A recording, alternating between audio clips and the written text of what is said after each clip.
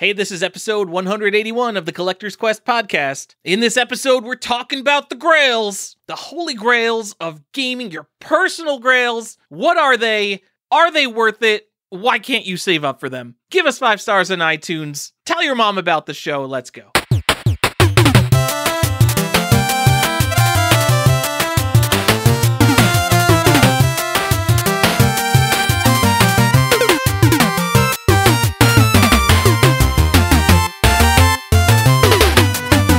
Welcome back to another episode of Collector's Quest. I'm Tyler here with Johnny. I don't know, Johnny's going to do something. Johnny, just do it. No. Hey, Tyler, how's it going? I'm doing just fine, Johnny. What is going on in the world of video games? You know, there's not a lot happening. There's definitely not any news about anything, so we can talk about whatever we want. We don't have to talk about weird WADA letters and like weird damages and they just announced that they're dropping the pop report. Pop report, Johnny. Pops. Get the pop. Yeah, Pooty pop. No. We're getting all the information on just NES with no seal grades. Yeah. People are really upset that there's not going to be, like, you're not going to tell us what the individual seals want. And they specifically state in there that we're not going to do it yet. We're going to give you the initial and then we'll get to that. But whatever. People's reading comprehension is not great. And they want to know that theirs is the rarest so bad. They like, how could they ever sell it for millions of dollars if they don't know exactly that they have the bestest, rarest one? It's true. Tyler. I mean, Johnny, are you suggesting grading has something to do with financial gain? Yeah. Trying to hype stuff. Yeah. That's 100%. But I don't care about that, so we're not going to talk about it. Fuck pop reports. You heard it here first. I mean, I don't care about the seal grades. I just want to see the raw numbers. I hope they distinguish between sealed and complete in box. But I want to see how many stadium event carts they've graded, how many NWCs they've graded. I hope we get that kind of information. And I think it will be enough to cause a panic on some really dumb games if they've graded no copies of Sesame Street ABC 123. And I want people to just panic and go try to find one of those. You know, this is exactly what I said I'm afraid of a long time ago. And people are like, we just want pop reports. And I'm like, you don't know what you're asking for. And happens, no. Oh, well, there's also people who want the pop reports for that reason to go immediately drop $100,000 on dumb shit. Well, yeah, because they think they're going to make $500,000 or $5 million by doing so. Get that first to market. And when WADA returns your games next year, then maybe you will. You know, I was thinking we could do an episode and not related to WADA at all, but we could go through and kind of maybe go through the NES library and find hidden gems. Games that never... Just find hidden gems. Just do it. How does that work, Johnny? Wouldn't we have to play every game? No. All you do is look at them and determine if it's a hidden gem. No, you go to YouTube and then you type the name of the game into YouTube.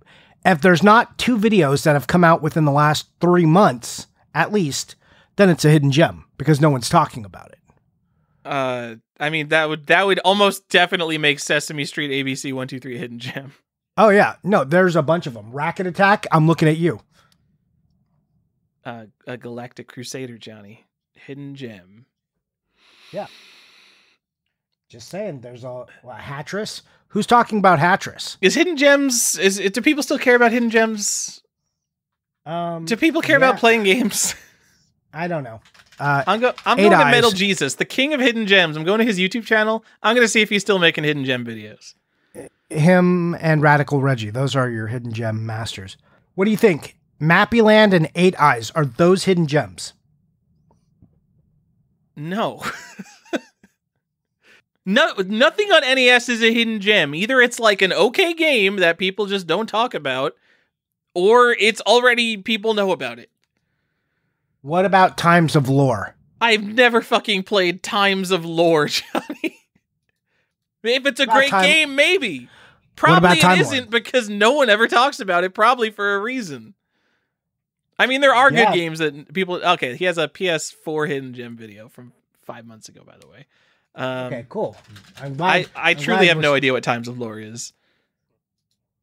Oh, it's a PC port. I'm looking at the PC version because I'm not a console scrub. who just played Ultima 3 on NES. Sure. It just looked. What about Low G-Man? Anyone talking about Low G-Man right now? Low G-Man's fine. I think it's on enough hidden gem lists as people would say Low G-Man. What about what are you doing? This is not an episode. Oh, I thought that's what we were doing. We were talking about hidden gems. Low G-Man. I bet I could look for Low G-Man hidden gem, and there's a YouTube video just called exactly that. All right. It's not. It's from last year. Have you played this hidden gem? All caps. Low G-Man retro with glees. What about Totally Rad? Stop. You can't just name all the B-list NES games and be like, no one plays this anymore. Treasure Master, definitely a hidden gem. Immortal. The Immortal's okay, I'm dead. Actually, no, there was an AVGN episode about the Immortal, wasn't there? That means it probably. Yeah. No, I thought you had an idea for an episode that you stole from somebody else. And then we were like, oh, let's do our spin on it.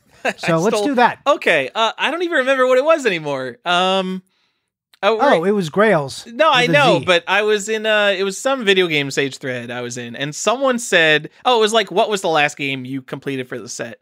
And there was an old time collector, the Wizard 666. He has an excellent guide to NES box contents on GameFAQs.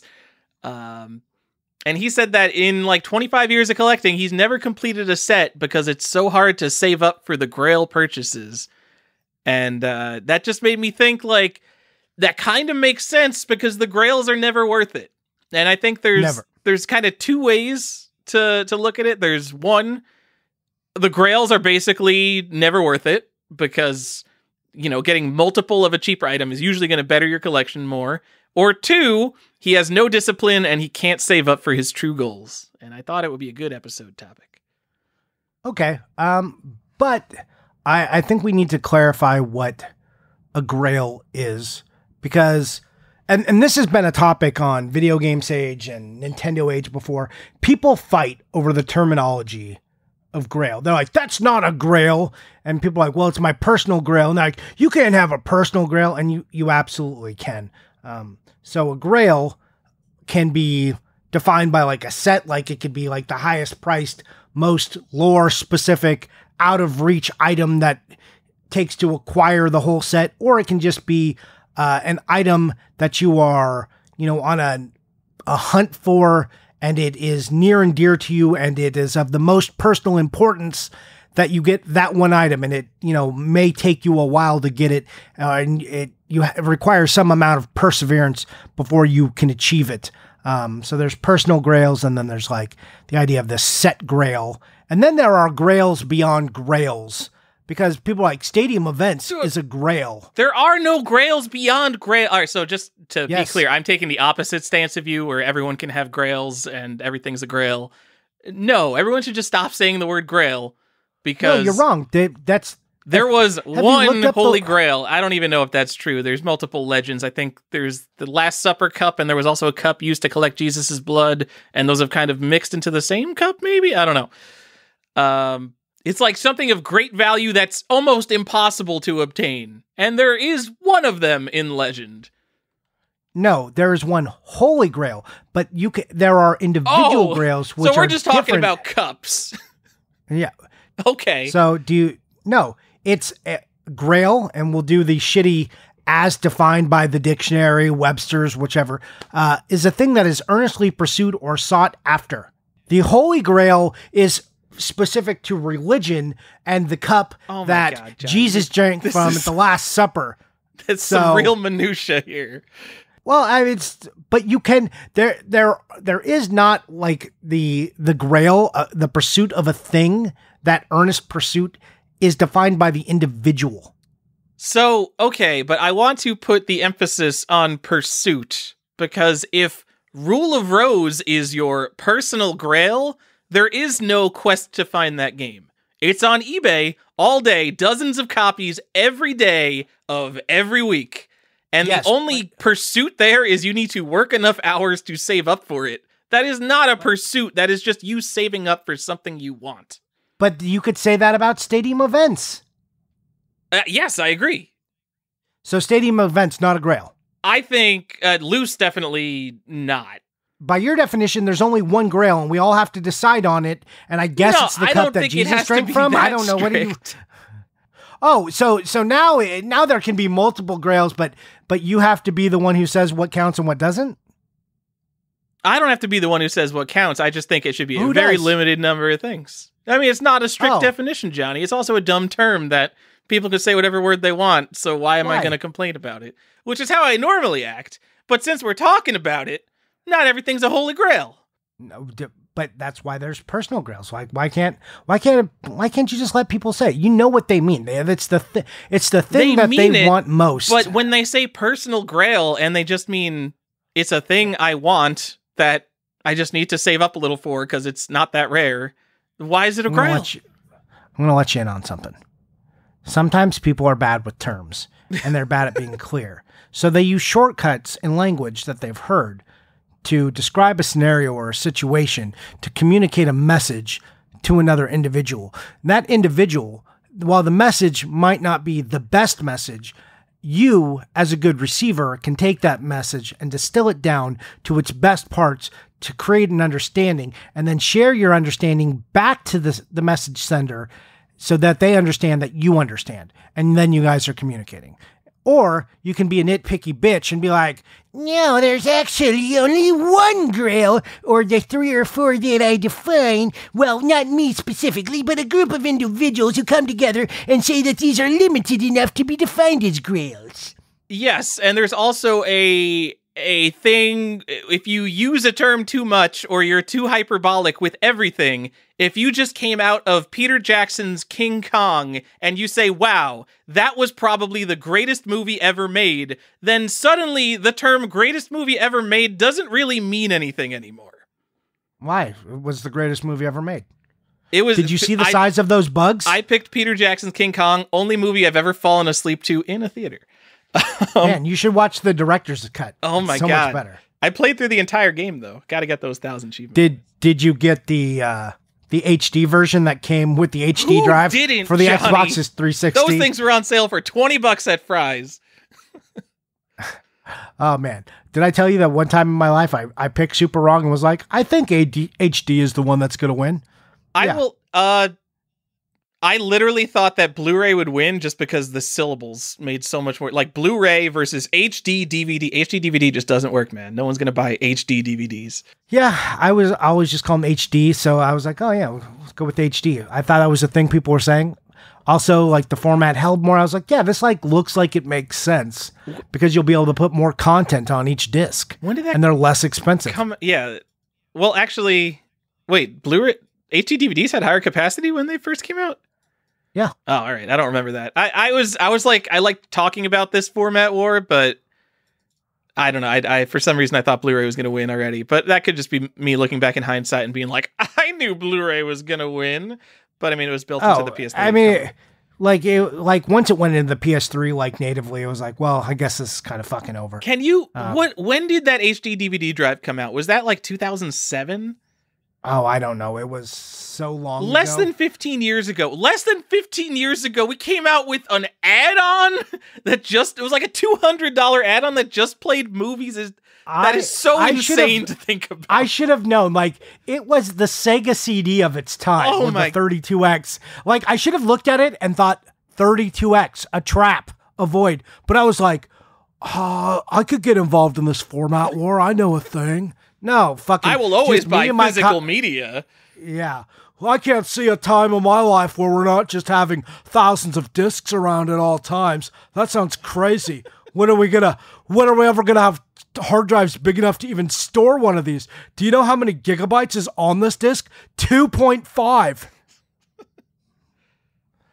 Hey, God damn it. So it's just me and my copy of King Kong and my first season of Heroes. On good HD. Season though. Yeah, the only season of Heroes to watch those two things. Yeah. Yeah. Anyways, HD, totally not a Grail. So if you're wondering what a Grail is, just think of the HD drive for the Xbox 360 and then do the opposite and you might find Grails. All right, Johnny. let's get on to it. We debated what the hell these Grails are.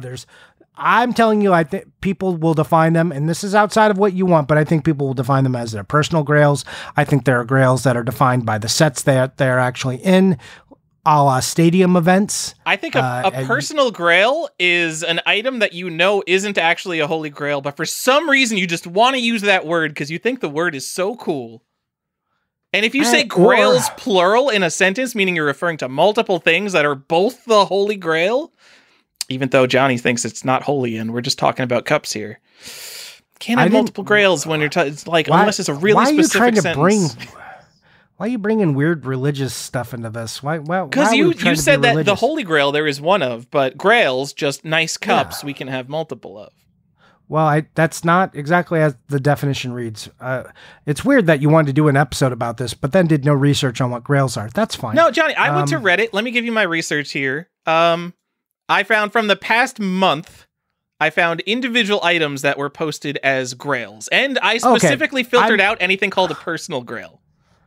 Oh, did you? Yes. So, these are the real Grails. These are the real Grails as defined by Reddit, a super reliable source for gaming knowledge. Yeah, you know what? I can't wait to hear these. One of the biggest communities of game collectors, certainly 100 times bigger than Video Game Sage, or I don't know, Instagram's like weird. But. You know, there are so many people and there's so little knowledge. It's a conundrum. This is the average game collector, Johnny, though. They're not in like high-end Facebook groups. They're not on Video Game Sage. They aren't people who are listening to this podcast. That's for fucking sure. Are they not? I feel like people. We have normal people listen to this podcast? Please tell me. Yeah, we probably do. We probably, but they are probably. We actually haven't dunked on Reddit in a long time. Fallout 3 Survival Edition, Johnny. Oh, is that a Grail? That's the one that came in the big ass box. I assume that's one of the more expensive things on Xbox 360. I don't really know. The one that came with the Pip-Boy? It came with the Pip-Boy, yeah. Yeah, Pip-Boy and a lunchbox, I think, or was the lunchbox just a separate edition? It came with the Pip-Boy and the lunchbox, yes. Okay. Metroid Fusion, a boxed Super Nintendo, a Castlevania Dracula X cart. Hold on. Okay, so Super Nintendo in a box. How many millions of those did they sell? Pretty uncommon system. It was, I forgot if it was the super set or just the console one, but okay. It was the Grail either way. And Metroid Fusion, one of the tentpole Nintendo series on the GBA. All right. And my favorite one was Complete in Box Pokemon Coliseum. For the N64? No, for GameCube. Or no, for GameCube. GameCube. It's not even an N64.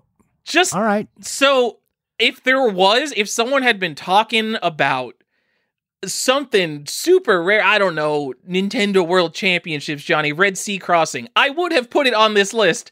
But no, these were the only games referred to as Grails. You were on Reddit.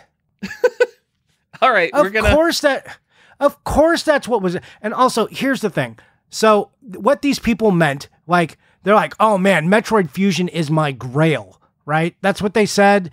So what are they trying to convey there? This is what I'm conveying to you, understand that. So they don't, like, they're not like, this is the hardest thing to find, and this But you have to quest for a Grail. The whole point of the Grail is the quest.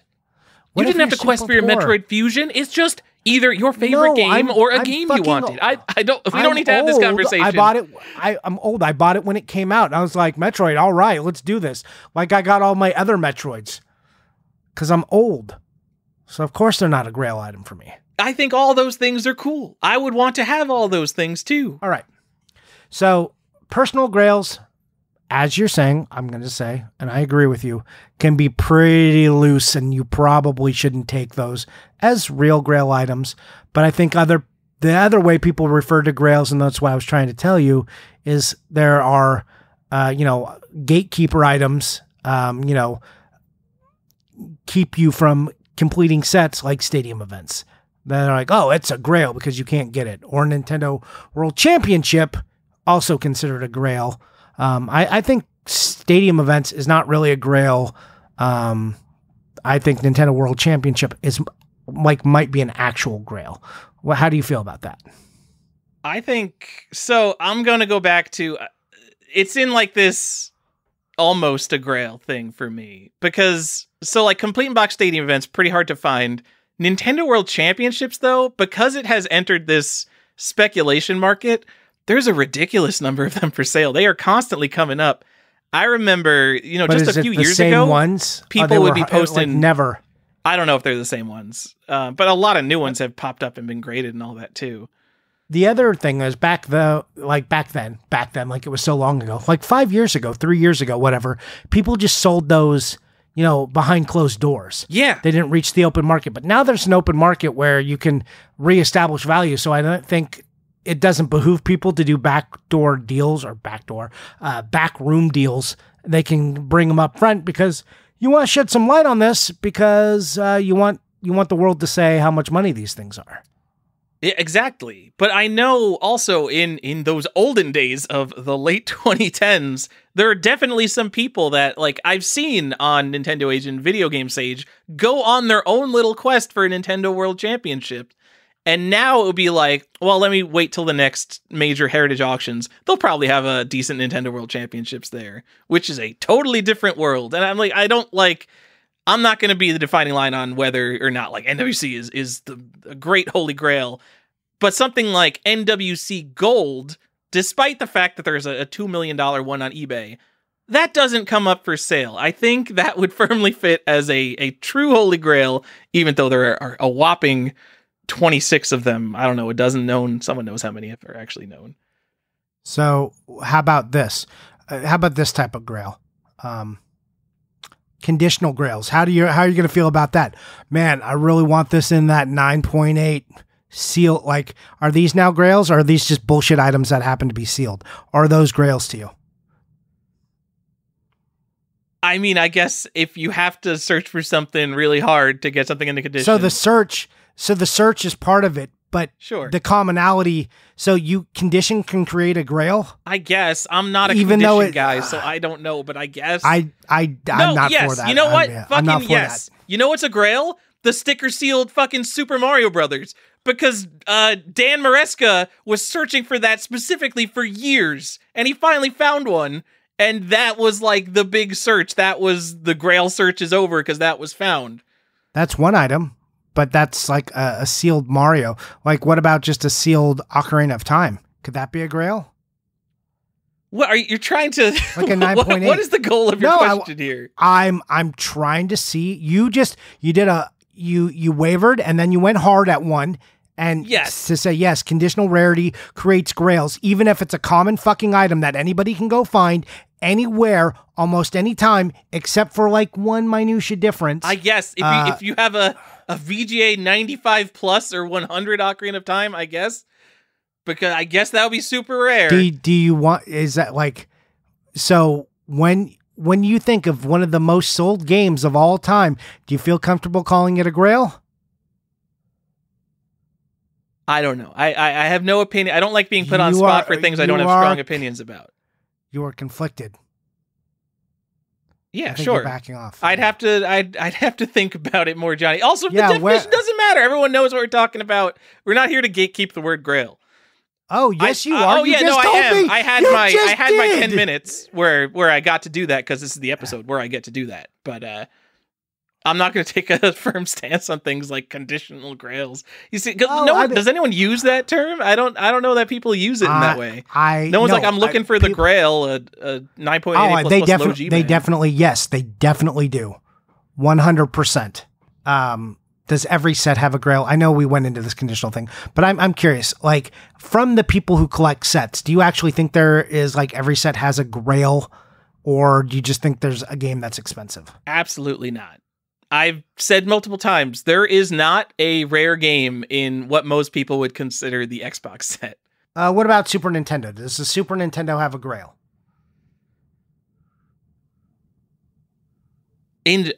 Are you saying like his Mountain Bike Rally Speed Racer a grail? I'm letting you decide. I mean, yes, it absolutely does, Johnny. Nintendo Power Fest 1994. There are two of them. That's a grail. All right. Okay. Now, what about ones that are actually required to complete the set, like we were talking about?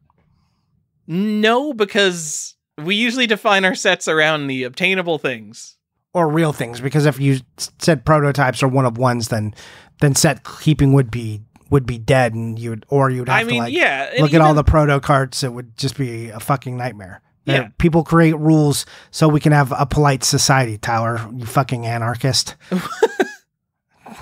I mean, I don't like Max isn't in the set. I mean, because we say like, oh, well, it's the set of retail things that you could only really buy new at retail. Yeah, Max is outside of that. But Super Mountain Bike Rally, is Donkey Kong Country Competition a Grail? Is Star Fox a Grail? The competition card, obviously. I don't know, Johnny. I feel like anything that's like mass produced, even in like pretty limited quantities, I don't think of as very graily. Even though they could still be very expensive, very collectible, very desirable. I think of a Grail as something like you literally cannot get one. Like you literally cannot get a Power Fest. You literally cannot get a Gamma Attack. Okay. So I've been playing devil's advocate this whole time, but I totally agree with you. Oh my fucking God. Yeah, no, I do. I think the word Grail is too loosely used. I understand what people are doing, so I like you. I'm not trying to be a gatekeeper on the word. I'm just trying to understand people and what they mean. And I understand when they say Grail, and that's why I say, no, these aren't really Grails. These are just like barriers to entry. When you're looking at the set, you're like, okay, I'm going to do the set, but you're definitely here's your hard part. Like all this other stuff, can be hard, but like here's your hard pills to swallow at the end of the set. Or at the beginning of the set, that's what you go with. But I agree with you that the terms are a little loose. I would prefer if there was just actually like one Grail, if there was like one item everyone was questing for.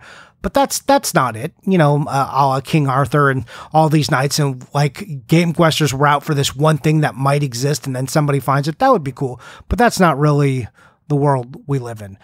We live in a world where people mainly mean expensive games are Grails, I think, right? Yeah, I mean, I think the closest thing to that would have been NWC. But like, I don't even know how, like, there are definitely Atari people who are like, I stop at Atari. I don't go into that Nintendo stuff. Like, I don't know how they feel about Nintendo World Championships. And I definitely don't know how, like, someone who's 16 years old and just got into collecting games, do they give a shit about Nintendo World Championships? Or are they just like, oh man, Africa on PS3 is a pretty rare game. If you're 16, tell me what, like, the coolest games you think are out there, because I want to know. Because everyone I talk to is like 40 years old, Johnny. We're very boring and set in our ways, and we've all agreed on what the things are, and that's kind of why I wanted to talk about it. So, like there are, like you said, there's a few games you consider to actually be Grails. I want to hear some of your actual Grails besides the NWC. But what about, like, well, I'm just gonna throw a couple more at you. Blockbuster World Championship card for Genesis. Grail. There's very few of them. See, there's very few. I don't know. How many are there, do you think? Under 15, maybe under 10. That's ridiculous. I think we could maybe bump that up to Grail status, Johnny. But the weird thing of that is, until maybe very recently, I don't even know what demand is like. There has been like a couple for sale pretty perpetually on eBay. So for a very long time, it wouldn't have been something you had to search for. You would have just had to dump like 20 grand or whatever they wanted on eBay. I mean, but that came and went. That comes and goes, because it was a period from like 2008 to 2015 where only like 2 were ever sold, I think. Yeah. On eBay. And then there was like this period where it was like 2015 to 2018. It was just like 3 that were available. But I think one of them was so overpriced at the time that it just sat there forever. Yeah. No, I know. So how about this? If I know you don't listen to Reserved Investments, he has gone off on some rants about how pop culture collectors call things rare when nothing that's mass produced for pop culture is rare at all. And you know how I feel about that. That's the same thing as people getting upset over the World Grail. It's some stupid ass shit. And rare, like, yes, rarity isn't a sliding scale, except it is when people are talking about within their own thing. It is rare compared to this, is what people mean. So anybody who doesn't understand that and like this fucking dummy over on reserved investments who gets on his horse. And I've seen some of his dumbass rants because people send it to me. This isn't rare. No, this is what rare is. Blah, blah. Okay. Yes. The thing that is one of two, yes, is more rare than the thing where they made $1 million. Of course it is. But that's not what people are talking about. When you start shutting down avenues of communication and you just start to refuse to understand people, I just get angry. You're just like, you're being belligerent. And they're like, this word only means this thing. And I'm like, you know what? That's not true. Language is a fluid thing and we adapt it to suit our needs. And because it suits us, language isn't the thing. We are the thing. We use the language. The language doesn't use us. So sitting there and getting really strict about what word means what, if everybody comes along and says, this is the thing we agree to, you are in a little speech community, the words mean what they mean. Especially, and that's the other thing. If you are within a niche community, a hobbyist, a group of individuals who all know what that means, coming out of that group, standing outside of that group, and then railing them for what they say, and using the words, oh God, what's the term? I can't remember. Basically, when you have a speech community, going and telling them that their words are dumb and wrong, it doesn't matter. They're in their own insular community. You can't tell them what things should mean to them. They've already made the agreement. You are an outsider being an asshole.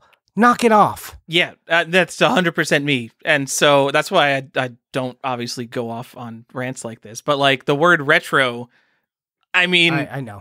Yeah, there's the dictionary definition, and then there's the way that millions of people use it in relation to games, which is what it fucking means at this point. So yeah, you can't argue the commonly accepted definition with a dictionary. The dictionary is wrong in that case. It's not that you're right for quoting a dictionary. Yeah, but people think they are. They're like, this thing was written by some guy who said this. And you're like, just a person just wrote that down and we can go ahead and change it. This thing isn't fucking gospel. Let me get on Wiktionary real quick. Yeah, hold on. Let me tell you about this word.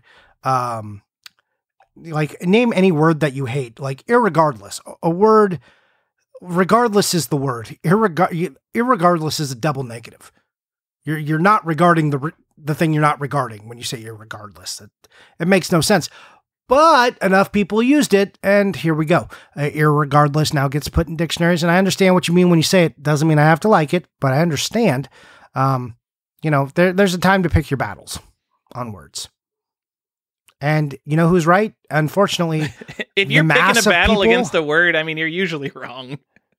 Yeah, it's like, unless you got an army of people behind you, it doesn't matter how, right you are. However indignant you feel inside, I'm sorry, some hard to swallow pills for you guys. However indignant you feel, however right you feel like you are, however that was drilled into you in school and you were just told, and maybe you got hit by a teacher for using the word wrong or something, and you really remember that moment, it's personally beat into you, doesn't matter. You're just not going to stand against the tide. I will say, though, the less you use a word, the more impact it has. So if my grandma dropped an F-bomb, it would be like, oh shit, time to listen up. This just got real. Sure. But if she said it all the time, then it wouldn't have any meaning behind it. Yeah, if she said it like we do on this podcast, it would be pointless. It would just be some of the words. It's not like, oh my God, I can't believe they said that. It's like, of course they said that. They say it every episode. Even if you hate me for being the language gatekeeper, which I'm totally not actually trying to be, I challenge you to call something a grail once a year so it has impact behind it. And people know, man, this guy's serious when he's talking about that Dreamcast copy of Quake 3, that's really a grail for him. He hasn't said that in a long time. I would agree with that sentiment. You don't see me throwing around the word grail with my stuff at all. I don't really have any real grail items. You just had to ask me if Blockbuster World Championships is a grail. So, it sounds like you didn't even know. I don't. Because the other thing is, if you're thinking about what a grail is completely, the one item, the questable, rarest thing that you will pursue, maybe the idea of the grail is that you may pursue it forever and never find it. It may never be found. It's a quest that may never be answered.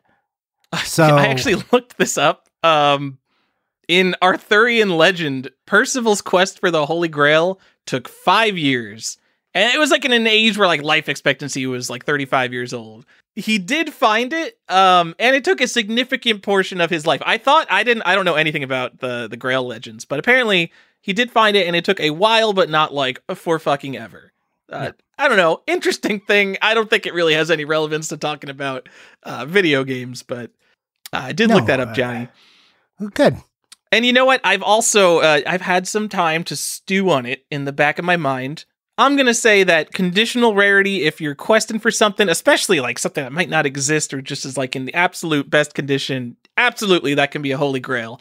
Because one of my examples that I thought of for the episode of like a real holy grail, low serial number NES console.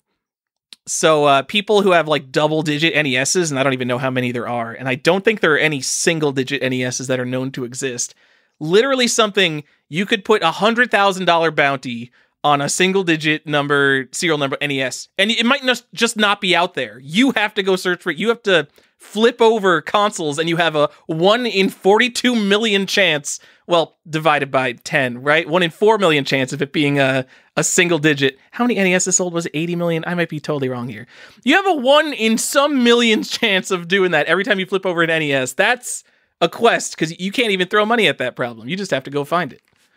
Yeah, and they may not exist because those may have been early proto and test review ones that, were then stripped down for parts later, or it's an electronic item, so it may have just failed and become recycled goods at this point. Yeah, and I'm sure like most NESs have just been thrown out at this point, so they could just be gone. Yeah, I mean, you do see those people who will sometimes just still wheel out stacks of old NES toasters, and you're just like, holy shit, what are you doing with all of those?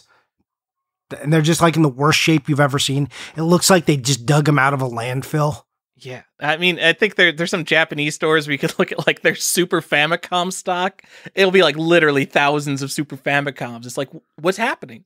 Who's buying these? You're selling these for $5 each. What's happening here? How did this happen? Anyways, so all expensive games aren't grails. That's a key point for people. There has to be some kind of quest. It should probably take some significant portion. So think about that. If you're talking about like the actual grails, yes, I'm not going to kill you if you say personal grails, but know that comes with some limitations. A grail could exist in a set, but most retail sets don't actually have grails, is my point of view. Do you have anything more on grails? You said all expensive games are not necessarily grails. And I think we're going back to this terminology thing over and over, but something, I feel like there's got to be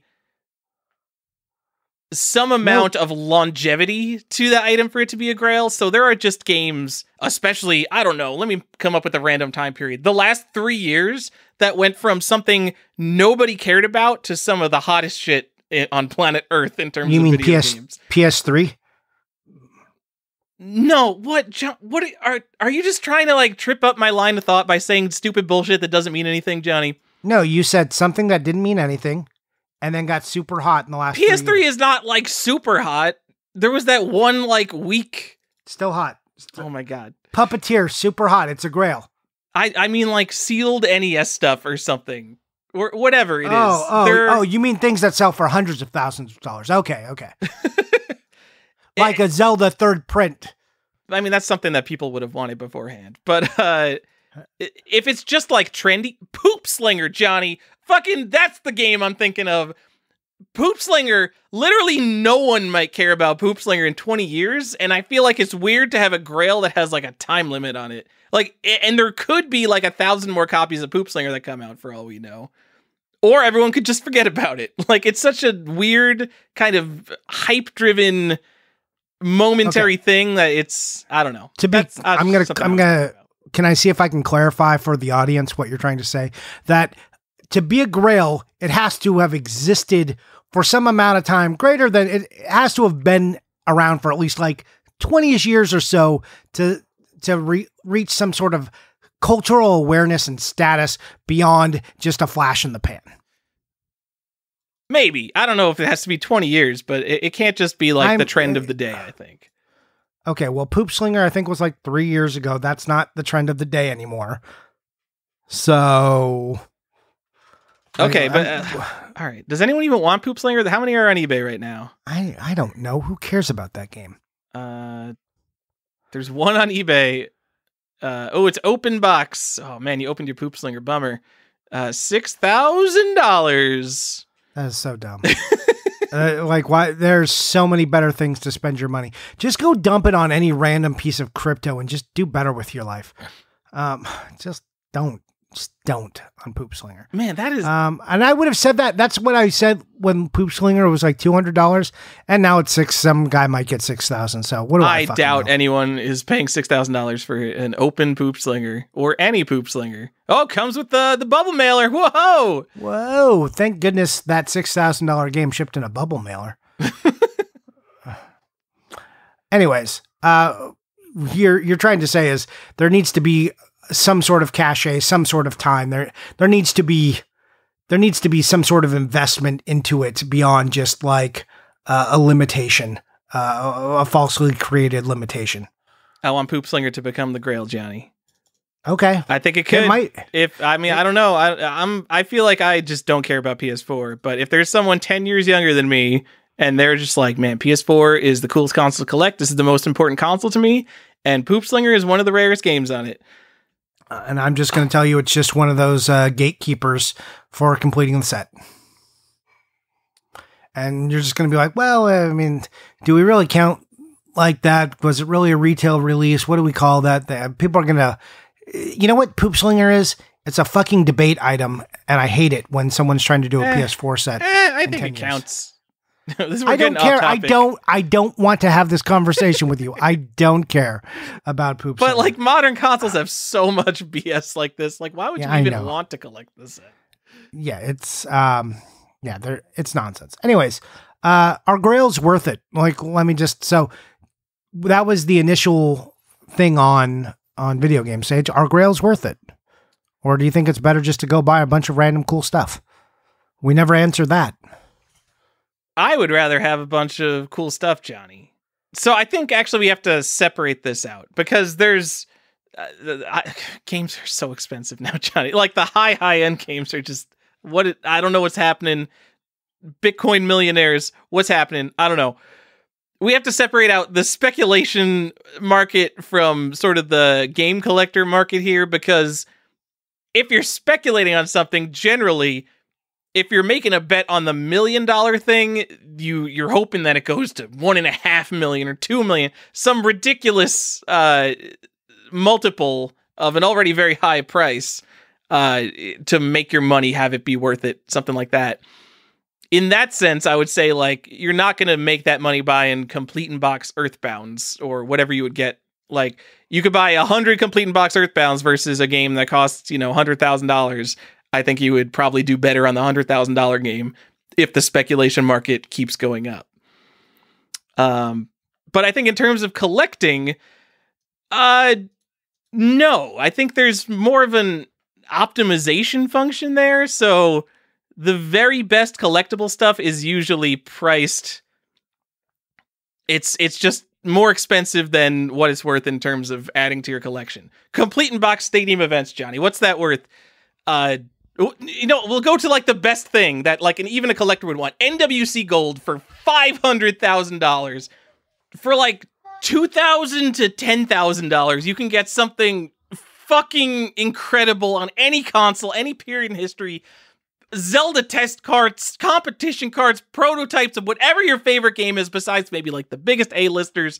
You can get Mystery House, a Calibeth, whatever the tippy-top PC games are, the most beloved pinball machines, Twilight Zone, Medieval Madness, Addams Family, the most historic arcade games, Pong, Computer Space, Donkey Kong, Pac-Man. You can get 100 things like that, or you can get a second place magazine contest prize.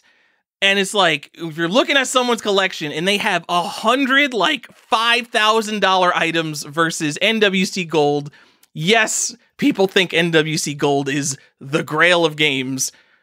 Why? I don't know, man. NWC is okay. but you could have fucking 100 almost equally awesome things, I would say.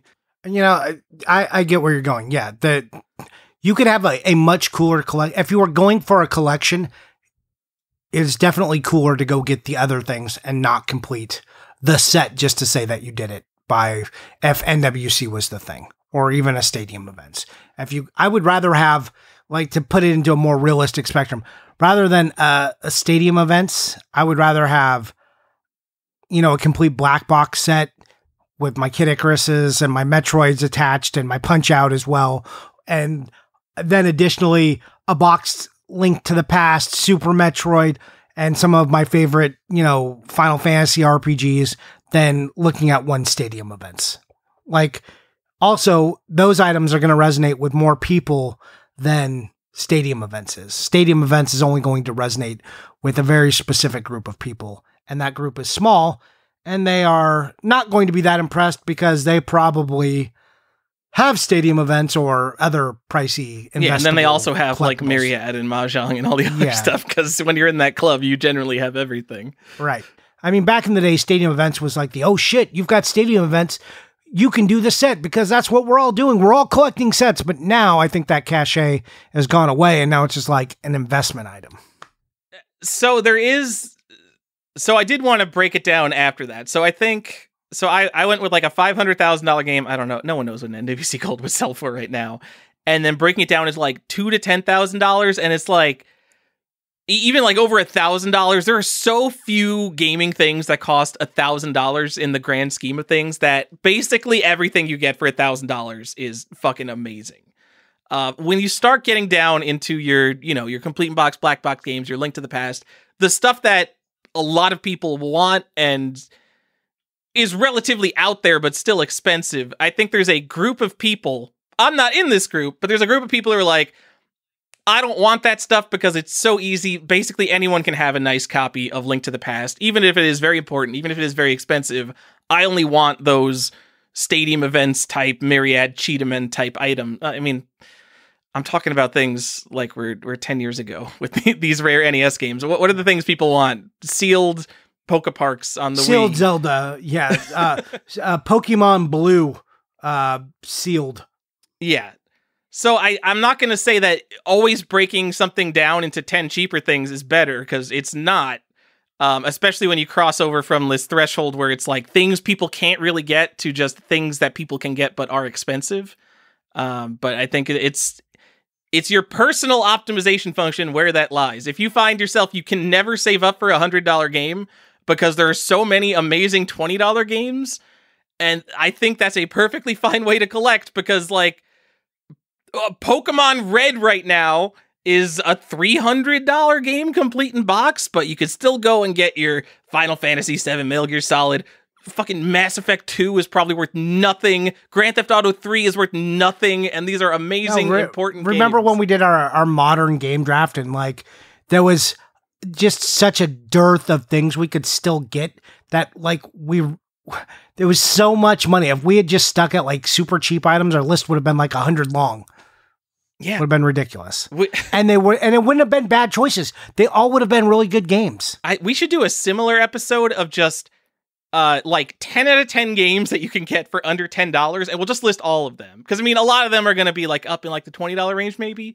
But I bet GTA 3 on PS2, all the GTA games maybe, like under $10 seems pretty reasonable. And we could probably build a pretty good collection with just spending under $10 on games. Okay, we'll do we should do like a little series like that. Build a collection series, and we'll like put a price tag on it. All right. I'm in. All right, sounds good. All right, I'm in too. Because yeah, you don't have to collect at the tippy top to have a nice selection of good games.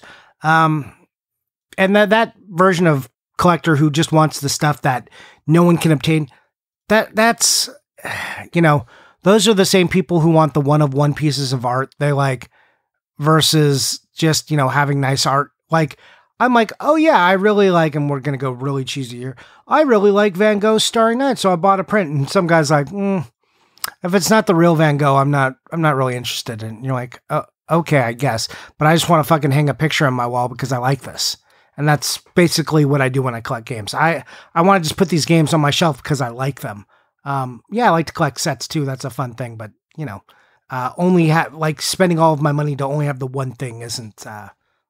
That's not interesting to me. Yeah, definitely. And like when you're getting into it doesn't even have to be like the super high end. The stuff that's more expensive in any video game. So you're talking about $100 game or, a $5,000 game. I can't even think of a $5,000 game. Sure you can. It is because not one that's not sealed. Like Stadium Events or any expensive game is expensive basically because it's popular. And if you do research into things that people maybe aren't looking at, you could find equally rare things or equally interesting things. Maybe not Super Mario 64, but a Mario game, and not Mario No Photo P, Mr. Hypebeast over here, but there's like Mario PC games that are rare that no one's collecting. There's like a bunch of weird stuff that if you just want to go get something rare or something interesting, it does not have to cost a lot of money at all. I agree. All right, Johnny. Do we have anything more to say about Grails? No, I don't have any more to say on that. Are Grails worth it? Nah. Most of the time, nah.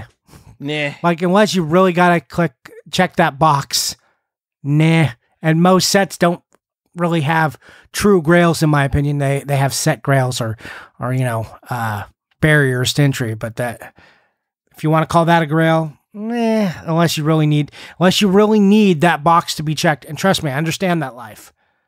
But if you don't, nah. Pass. I mean, I prioritize all my wants, and I want a loose Stadium Events if you do consider that a Grail, but because of the price it's at right now, I have it prioritized as a medium want.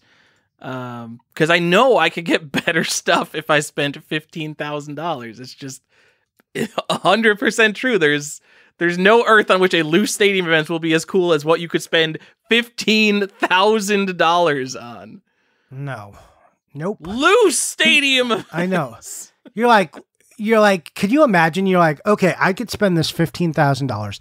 I could remodel this room in my house to create an excellent video game room and also then spend $5,000 on some of the best video games in the world to play. Or I could show you the Stadium Events. Guys, I made the right choice, right? Water graded 7.0 though, Johnny. Yeah. Whoa. Well, there's no fat cats here, so yeah, no. Do you have a complete Harpy personal trainer? Yes. You have a Blockbuster World Championship. It sounds like you're the fat cat here, Johnny. Is what I'm getting at. Yeah. I mean, are you calling me fat? That's rude. I'm sorry. Yes, I can't say that anymore. What did Wizards change Fat Packs to? Bundles. Okay, you're just a bundle of cats. Oh, I'm a bundle of joy. I look jolly. Is that because I'm fat? No, we can't say that. Oh, I mean, I'm fat. I think I can say that. Right?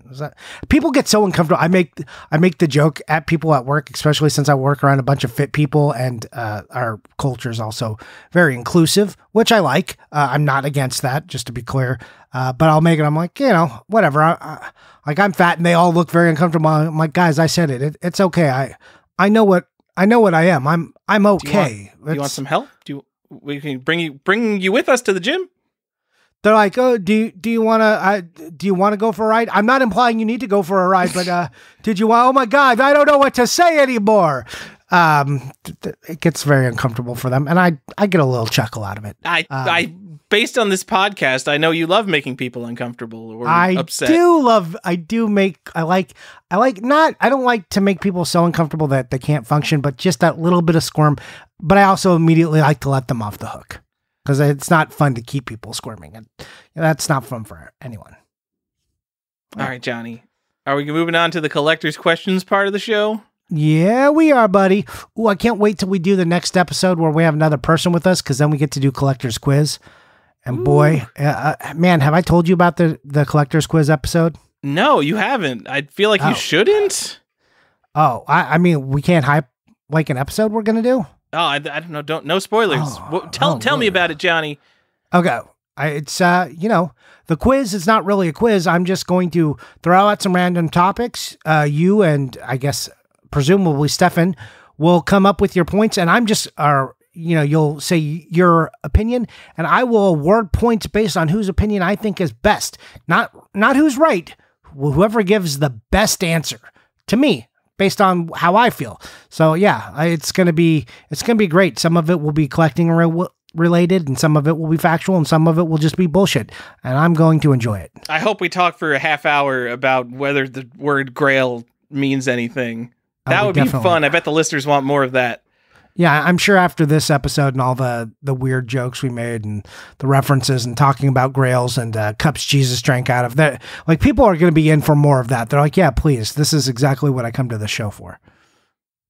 I've got a question here from Strange Johnny. Tyler, what is it going to take for you is to it collect? A strange question? Johnny, doing the thing.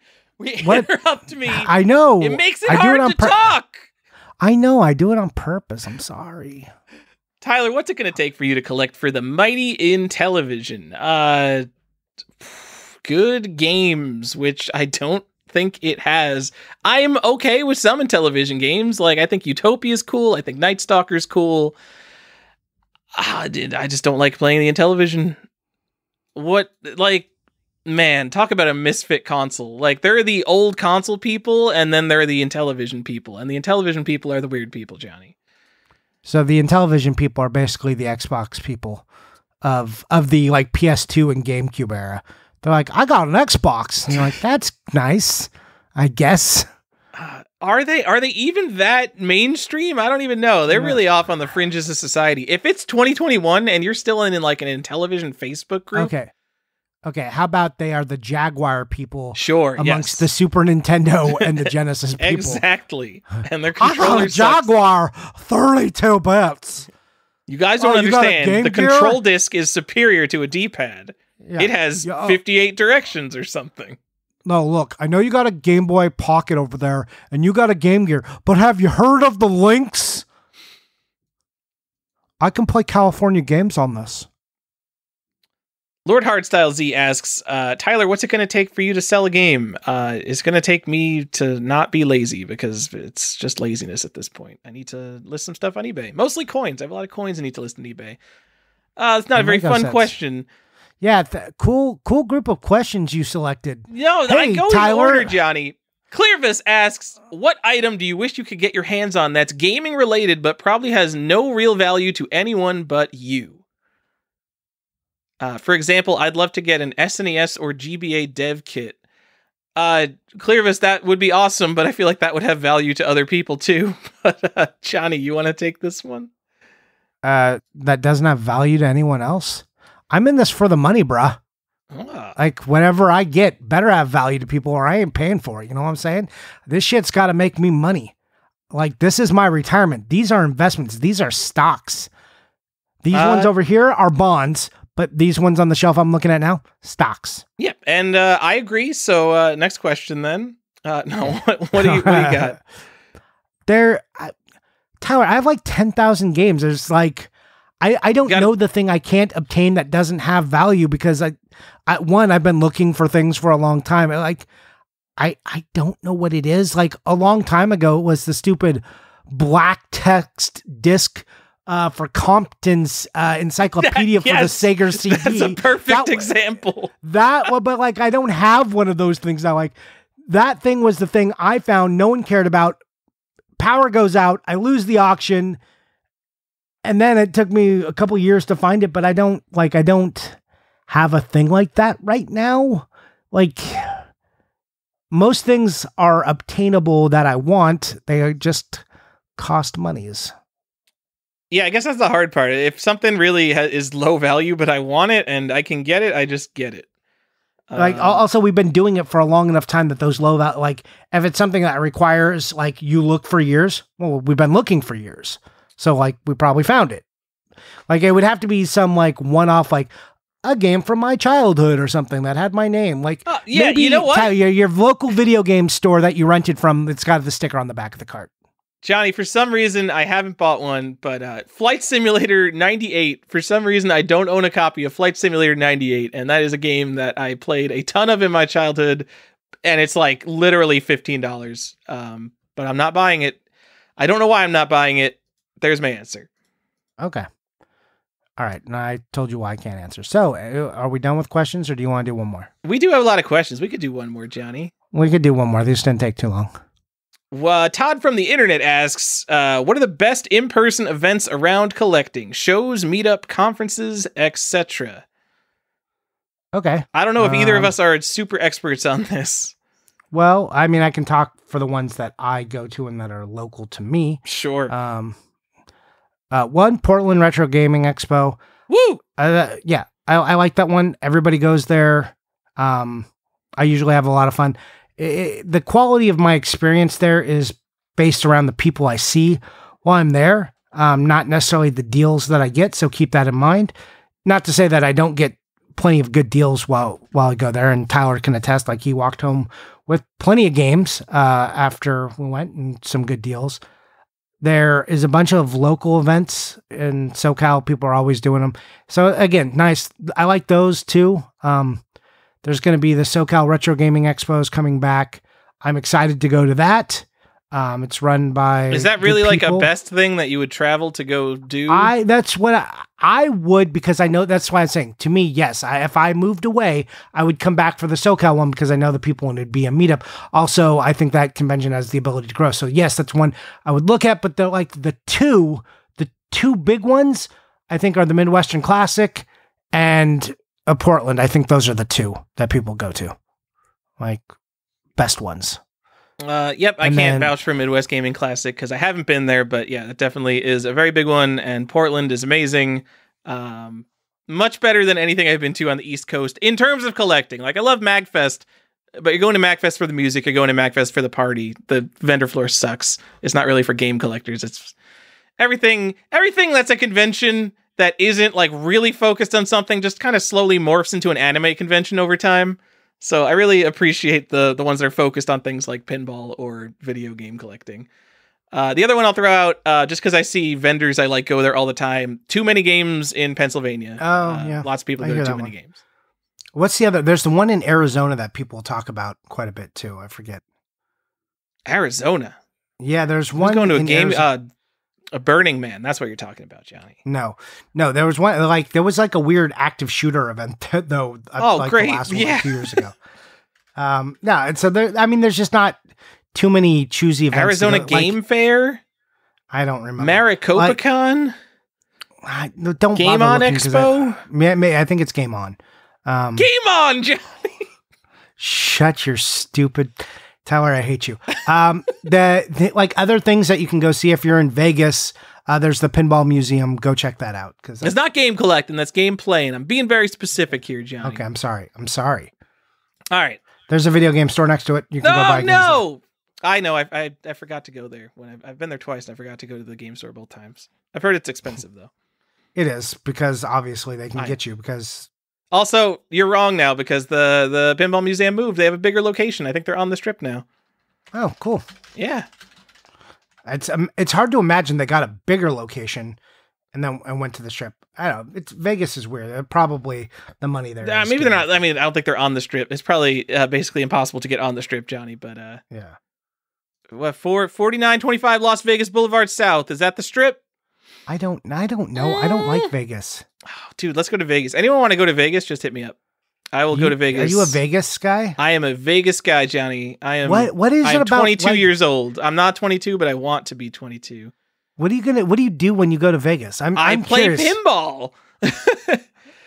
Tyler. And this might be surprising, Johnny, but I drink, gamble, and go to shows. And I just walk around, and you can have alcohol anywhere, and there's pizza, and you could stay up till 5 a.m, and it's super normal. Johnny, as someone who stays up really late, there's one city in the world built for me, and it's Las Vegas. I mean, I stay up super late too, but I don't need things super late. You know what I mean? I know. Like, I know. So what? Yeah, I've never understood the appeal, because I hate smelling like cigarettes, and I like hate encountering random drunk people when I'm just trying to, like, I don't know, go grab a sandwich. Why are you in Las Vegas if you're just gonna go grab a sandwich and not run into drunk people? I've gotten old, and I don't enjoy it anymore. Actually, like, Vegas is good for like 2 days, And then after 2 days, I'm over it, completely over it. And like my clothes stink, and I'm like, I'm ready to go home now. I hate this. See, I haven't been there in a few years. Well, I mean, I haven't been anywhere in a few years. I'm really curious to see if I just start hating things after 2 days. I wonder how old I'm getting, Johnny. You're in your 30s now. That your window for liking things reduces. That's a bummer. Yeah, it sucks. I do like to go to shows, and Vegas usually does get some like interesting shows, so I will go there for that. And they have good food. Johnny, you're fat. You like food. Oh, ouch, dude. But yeah, there's some excellent buffets there. That would have hurt more, except for all of the generous padding I have around my body. Johnny, what are you buying? What are you playing? What are you buying and what are you playing? What? You're going to make me bring up my tab first? You're going to play fastest finger here? No, I'm not going to make you do that. You just like transitioned us very rapidly. I didn't know we were done. People don't want to hear us talk about like, well, should we go to Vegas? Oh, I don't know. You should go. You can just cut all of it. It doesn't matter. Okay, I got Tomb Raider Legend for the PS2. Wow, that's a hot game right there. Yeah, it's got the sticker in it though. Oh, you got some cool variant. Tell us about the variant. Yeah, there's one that has a flap. You know, it's got a gatefold slip cover, and you can get a sticker in it. And I know about this because Josh Byerly told me. So thank you, Josh Byerly, for telling me about that. So I bought one. I got that 7th Guest combo box that you told me about. Oh, that thing's so cool. I wish I bought that, honestly. That's so cool. I got, as I showed you, I got Alone in the Dark for the 3DO. And Alone in the Dark. Tell people what that is. It's like it's like the 7th Guest and 11th Hour. Oh, okay. They were shrink wrapped together, and they have a cardboard slip around them. Yep, and the cardboard slip says 7th Guest on one side and 11th Hour, and it only covers the bottom of the box. It's cool. I like it. And they're both big boxes, so it's enormous, and this thing cost you like less than $40. Yeah, it cost me $45 shipped. So basically, at that size, it was like free. Then I bought Alone in the Dark. Big box with, the first edition with all the feelies and stuff in there and the newspaper. And I got, tiny book, tiny little letters, copyright protection. Then I bought Alone in the Dark on the 3DO because I was like, might as well. And then here's the big one that everyone I know is just like super jazzed on. And it is Lifeline for the PS2. It's an RPG. It's actually Lifeline Voice Action Adventure. And a microphone is required to play it because it's Hey You Pikachu. Thank you, SNES Finder, for that. It's Hey You Pikachu for the PlayStation 2 and a space RPG.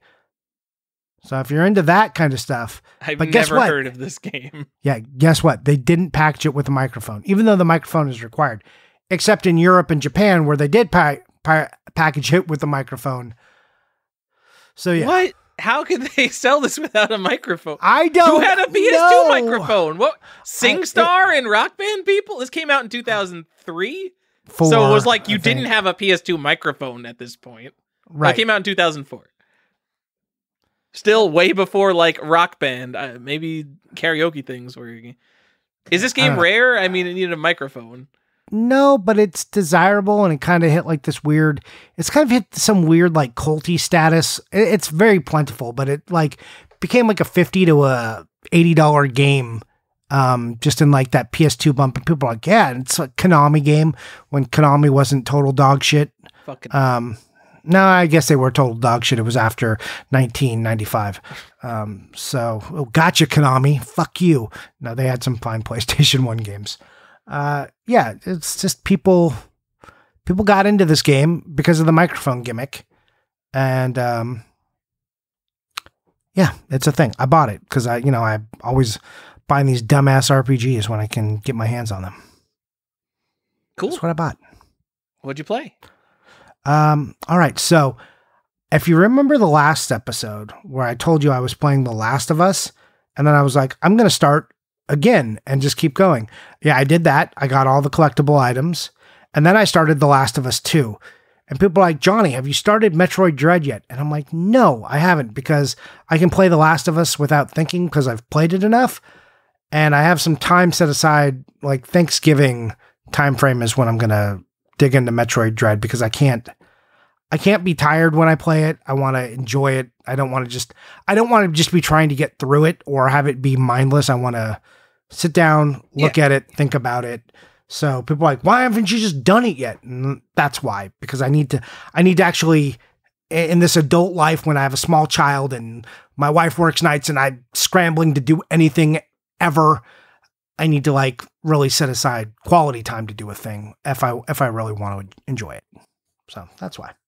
But I'm waiting. I'm looking forward to that. Hopefully within 2 episodes, I can tell you, I started to play Metroid Prime or Metroid Dread, and I really hate it or love it, whichever I'm feeling. All right, let me know when you start so I could start. So I forgot about this. I got the Metroid Dread Collector's Edition. I don't know if that's hard to get. I haven't looked into it. But Clearvis got one for me because when I wanted one, they were all out of stock. I haven't opened it yet, so I haven't started playing. But I'll start playing whenever you start playing, Johnny. We can go. Okay.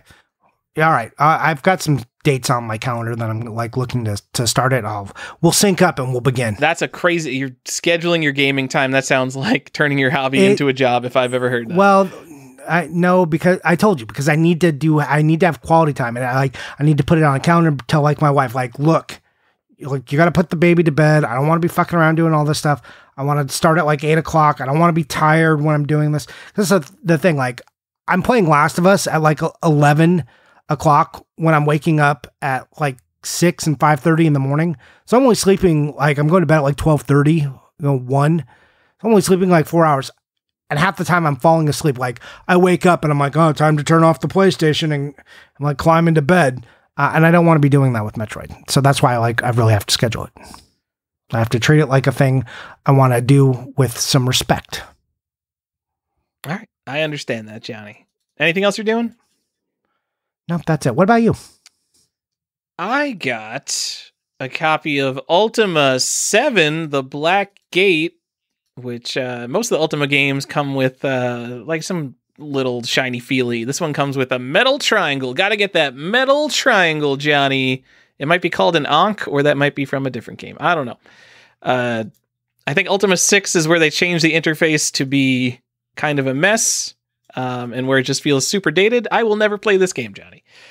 I got, as a festive treat, Johnny, the Half-Life 2 Holiday 2006 collection for PC. Woo! Something I did not know existed, but I'm looking for Half-Life 2 Big Box. I want a really nice Half-Life 2 Big Box. And this came up, and I'm like, it's Half-Life 2 Episode 1 Counter-Strike Source and Half-Life 1 Source in just like a thick DVD case, and it's called the Holiday 2006 collection. No idea where it came from. It was $13. Sure, I'll take it. Half-Life 2. It's Christmas. It's got the Half-Life 2 logo wearing a Santa hat on the front. That's kind of awesome. Right? You that's should kind of awesome. save. Yeah, that's kind of awesome. And one of those ones you could have talked about on our Christmas episodes coming soon. Oh, no. All right. We'll cut that. Oh, man. Everyone will have to wonder what I just said now, Johnny. You just bleep the whole thing. I got bleep. Just go dead air and then come back. Johnny. Or you can do the little sound, 2 minutes later. And then. No, we're too old for that, Johnny.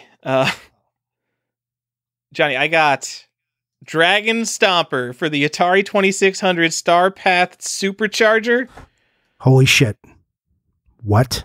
Yeah. You know what? Kanakis, who's listening to this show right now, knows what the Star Path Supercharger is. He got a copy of Dragon Stomper, which is what made me want to go get a copy of Dragon Stomper, which is maybe kind of technically the first console RPG.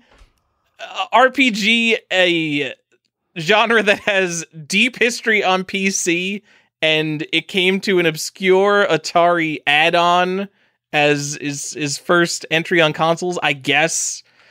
I don't know a lot about Dragon Stomper. I just bought it to be like, I guess it's a first something if you kind of think about it. All right. And is it neat? I literally know nothing about it. I can't play it. I don't have a Star Path Supercharger. You bought a game you can't even play? I can't play it, and I really don't know anything about it except that it's considered the first console RPG. I have to look more into it. You know what? I've been playing Atari games. It's not like I don't play Atari games, Johnny. Yeah, I know. Let me tell you about Mountain King. The only game I've been playing the past week. Yeah, you've played a lot of Mountain King. I played a lot of Mountain King. You might even say I made a YouTube video. I'm going to say is the only good YouTube video about Mountain King. I'm going to say you are the Mountain King. But it's not a review. I was randomly browsing Video Game Sage. I went to the leaderboards. I went to look at the Atari leaderboards. I'm like, maybe I can go beat someone's high score. That would be a thing to do this weekend. And they have like this system set up where they're like fake Activision badges where like get 100,000 in Mountain King and you can get a badge. And I'm like, that sounds great. I love platformers. And so I played some Mountain King and I'm like, man, I'm really not good at this game. Let me go cheat and look up what the Atari age nerds are doing. And someone will have written some long strategy guide and they'll be 75 years old and tell me how to play Mountain King.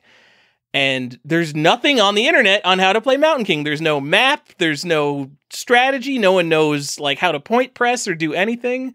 So I made a YouTube video telling people how to play Mountain King, a game that is 38 years old and most likely no one will ever really need to seriously play in their life, Johnny. I agree. Yeah, if you don't know what Mountain King is, just imagine Pitfall 2, but a little bit simpler. You basically go underground into a maze that is not randomly generated, but the thing you need to find in the maze is randomly placed. And then you go to the bottom, you get the Mountain King's crown, and you escape to the top. And that sounds epic. It takes about 2 minutes. Anyway, I had a lot of fun playing Mountain King, Johnny. You did. I also don't have a copy of this game, so now I'm looking for a copy of Mountain King Complete in Box. Oh, yeah. I've got one. I'll send it to you. All right, thanks. Do you have 2,600 games? Are you one of those people who just like completely turns up their nose to Atari? You've seen my Black Box Haunted House, haven't you? Okay, so is that do you have Adventure? I don't. Okay, so you don't collect Atari then? No, I have Pitfall, and I have Pitfall 2. Wow. And I have Haunted House, and I have... I didn't get Smurf yet. I specifically didn't say Pitfall because I'm like, okay, if he's going to have one game, it's probably Pitfall. I picked like the second most popular game to have. No, Pitfall 2 is one of the most important games in my whole video game life. So, yeah, I've got Pitfall 2. And I got Combat. Remember, I got the Gatefold Combat. No way, you have a Combat? Yeah. Does anyone else listening here have a Combat? The first print Combat, not the bullshit ones. It's still pretty bullshit, but yeah, I appreciate a good Gatefold Combat. Yeah, so it's not that I have none. I just don't have many. Some Custer's Revenge. Oh, yeah. Beat 'em and eat 'em. Good stuff. All right. So you don't collect Atari games. You just have a handful of cool Atari games. Correct. Well, I think the right way to get Mountain King. Actually, it sounds like there's probably literally 50 better games that you could get. Go get like a Hero. If you like Pitfall 2, you'll probably like Hero, John. Like I look at Atari games that I should get, and literally on my list are like Donkey Kong. Like, I should probably have a Donkey Kong. Congo Bongo, Kaboom, Jungle Hunt. Like Jungle Hunt even above most of the other ones. Because I loved me some Jungle Hunt back in the day. That's a game. I don't know about print runs on that, but like Jungle Hunt is definitely one of those games that was $10 sealed for the longest time. So you could probably easily find a really nice Jungle Hunt. Yeah, really liked River Raid.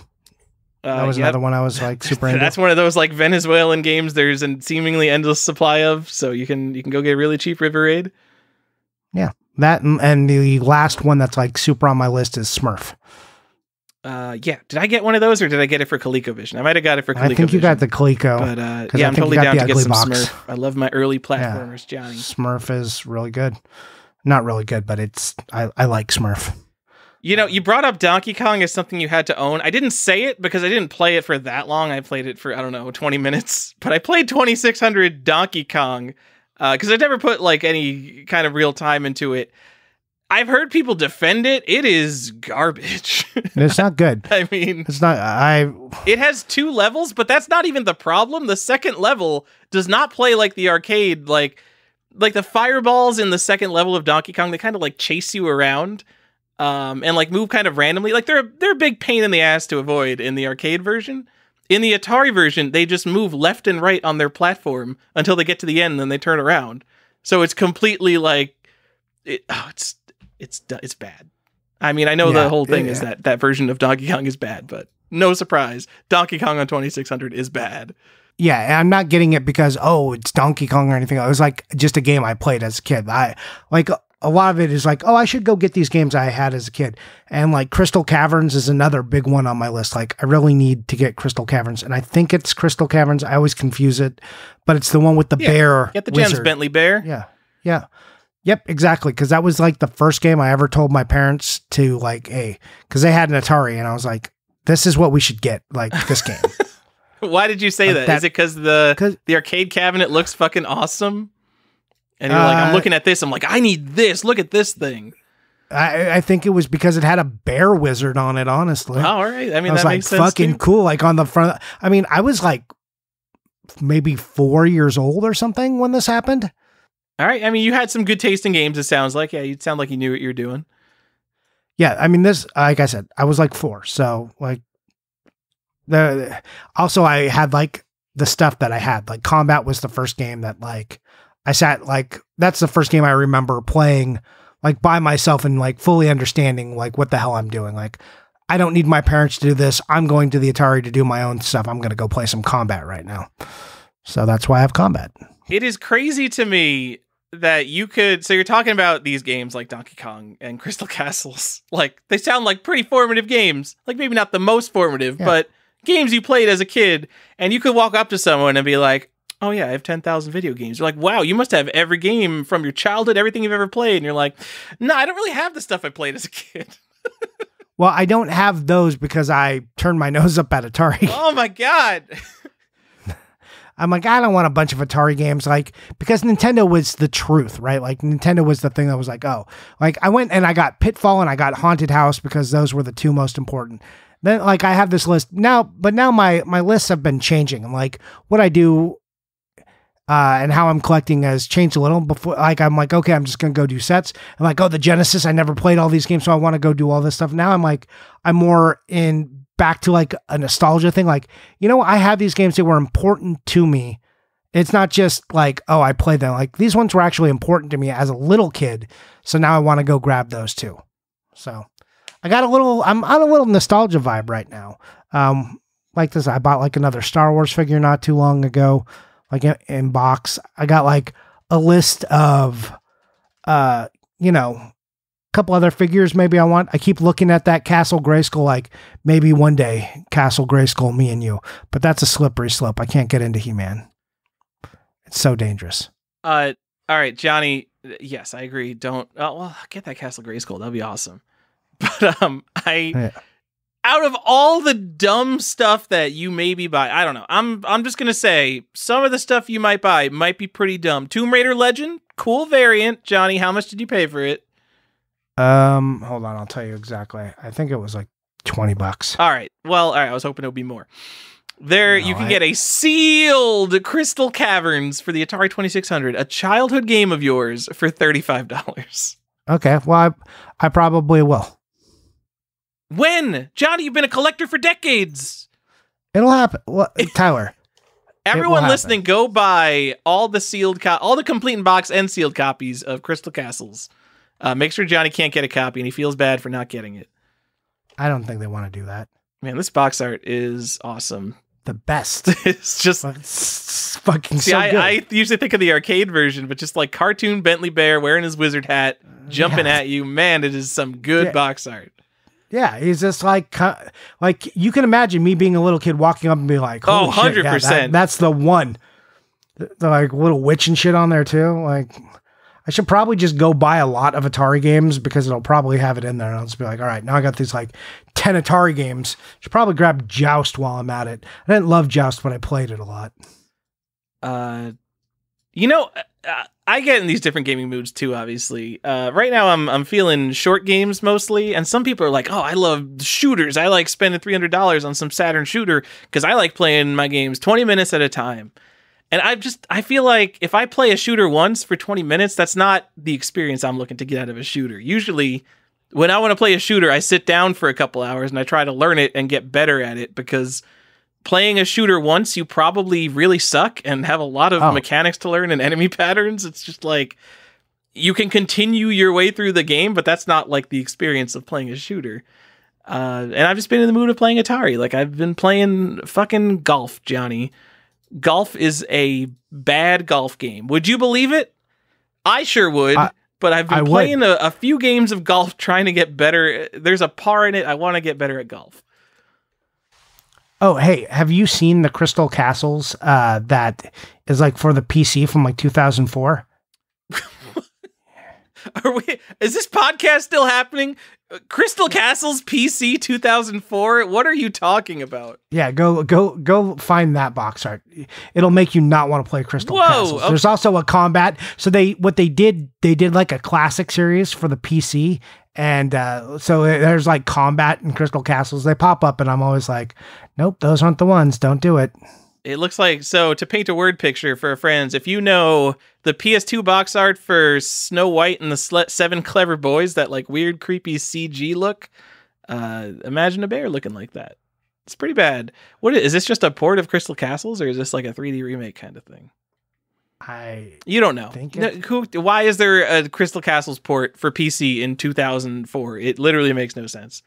John, do we have anything else going on in this podcast? Nope. We can end it. You could have ended it before this. All right, Tyler. Hey, where can we find you?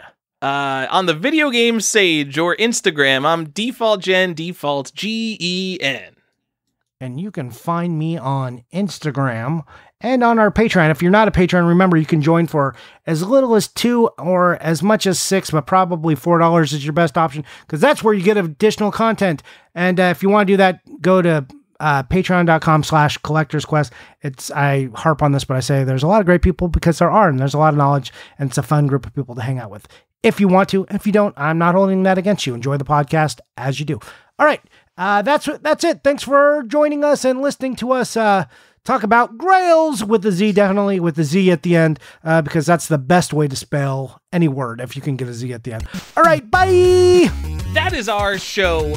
If you were wondering, the Pinball Hall of Fame, by most definitions, would be the first building not on the Las Vegas Strip. Who cares? Thank you to ApeBit, APE-Bit, like the monkey, for our amazing intro music, 8bit.bandcamp.com. I thought he had a new album or something, but I just looked it up. I don't see it. Maybe it's coming soon. Red the Game Shark has a new album out, new-ish. It's Devil's Castle Sharkula by Mega Shark, also on Bandcamp. We've got all sorts of creative types in the Collector's Quest family.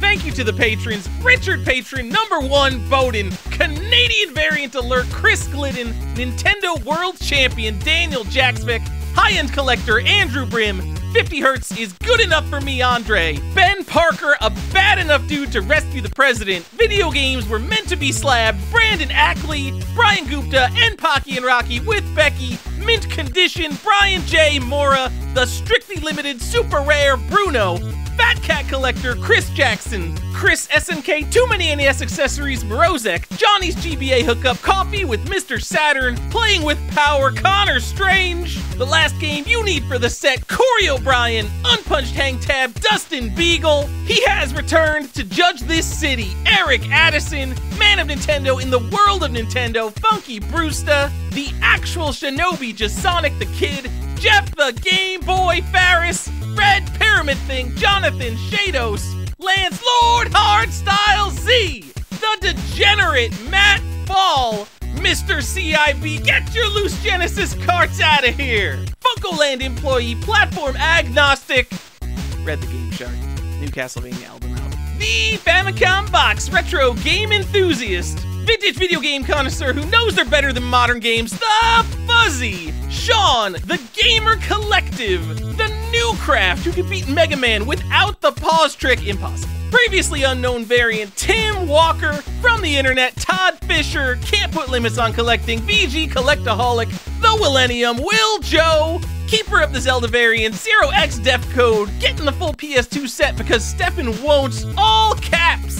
What a 9.8, A++ Benji, The Actually Rare, Bird Dog Gaming. New YouTube video came out today on Wii variants. Brandon Rogers, whose favorite episode is the wrestling episode. Dropping the Mario 64 penguin off the map. Brandon Chacker. Still finding deals in 2021. Colton Murphy. A winner is him. David Green. Derek Lauer, who made me edit this show. Don Libby, the hero of time. Actually understands the Zelda timeline. Jeff Pierce. He is Error. Jeff Russell. Jeremy Jarvis here for the Pog Talk. Jim Jacobs, world record holder of Best Collection. Joe actually plays his games. Champity, video game art collector because video games are art. Justin Chicchio, Lateral Movement, who's got a Donkey Kong kill screen coming up. Michael, posted in the Discord right now. Chiaramonte, Nick the Video Game Database Morgan, Homebrew Mastermind Divertov, the other guy who collects Korean releases, Peaceful Games, Dungeon Master Reed Stubenik, The Promoter, Retro RPG Podcast, Tom, Obscure Variant Chaser Chase, Zaventorian, he knows all 97 Nintendo games, Andrew, actually collecting N-Gage. Oh, how much can there be to collect? How long? Are you done yet? B-Nugs! B-Nugs!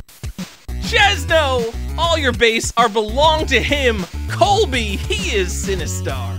Corhagen does what Nintendo don't. Daniel McArdle, who thought this was the Retronauts Patreon. The Modern Database, Danny Gomez. The Philatelist, Dork Overlord. My childhood PlayStation idol, Game-Rave.com. Joseph Rogers got 50,000 on Double Dragon. Collector of everything, including Atari, Kalen McAteer. Sam, Sega Mark III Marks, and Sean the Video Game Illuminati LaCroix. Thank you guys so much.